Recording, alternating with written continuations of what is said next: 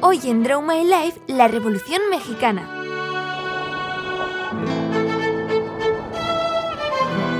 La Revolución Mexicana fue un conflicto armado, social y político que tuvo importancia significativa en la historia de México.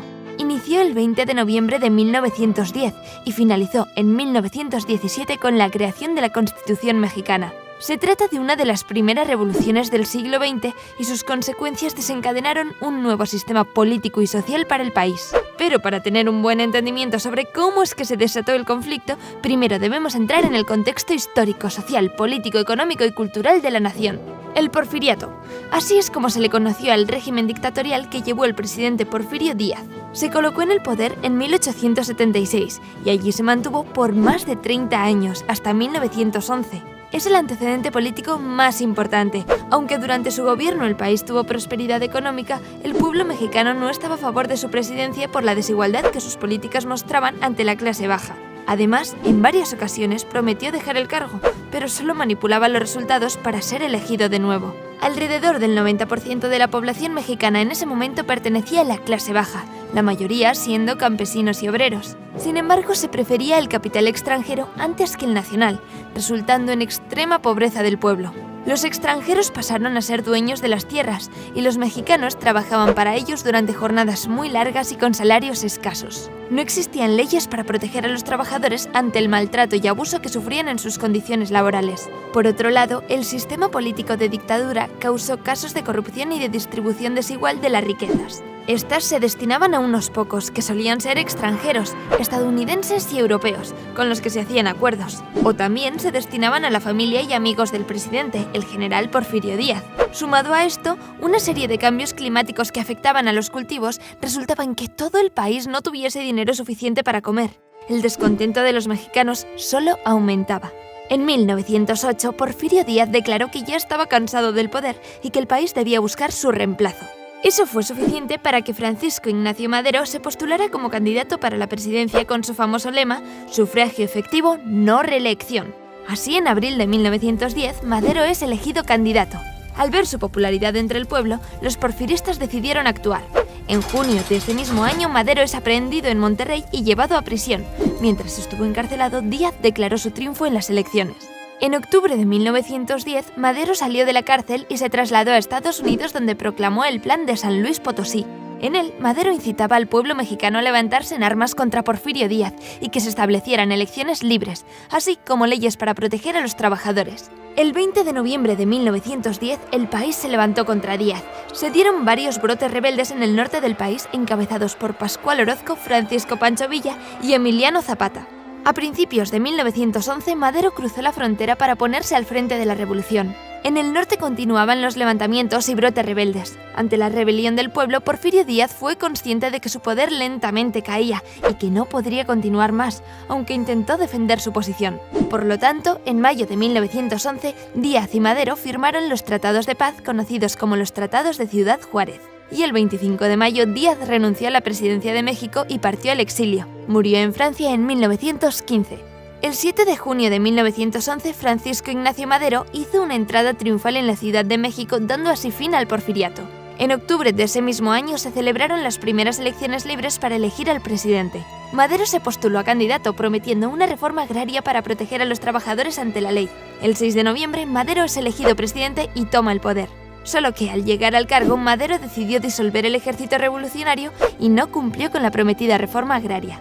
Esto ocasionó disgusto entre los líderes de la División del Norte, los que encabezaron los brotes rebeldes. Emiliano Zapata proclamó en noviembre de 1911 el Plan de Ayala contra Madero, por haber incumplido sus promesas y por haber causado más desigualdad en la sociedad mexicana. En el plan proponía derrocar el gobierno de Madero y una reforma agraria controlada por las comunidades campesinas. Además, propuso la expropiación de las tierras y su respectiva división entre ellas. Zapata buscaba que los indígenas y mestizos fueran iguales ante la ley. Entonces, el 9 de febrero de 1913, Emiliano Zapata y Pancho Villa se levantaron contra Madero. Sucedió la Decena Trágica, que consistió en enfrentamientos sangrientos durante 10 días en la Ciudad de México. El 19 de febrero, Madero renunció a la presidencia y fue precedido por Victoriano Huerta, militar que participó en la Decena Trágica. El 22 de febrero, Francisco Ignacio Madero y su vicepresidente José María Pino Suárez fueron ejecutados. Sin embargo, el gobierno de Huerta resultó ser una restauración del porfiriato. Se convocó una movilización contra el gobierno de Huerta encabezada por el gobernador de Coahuila, Venustiano Carranza. A él se le unieron Pancho Villa y Emiliano Zapata. Con esto se formó un ejército constitucional bajo el Pacto de Torreón. La revolución constitucionalista se dio en todo el país.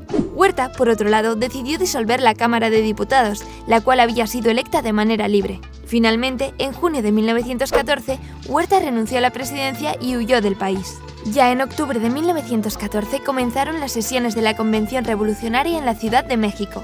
Convocadas por Carranza, buscaba evitar la ruptura entre los distintos grupos revolucionarios y acordar las reformas que debían implementarse.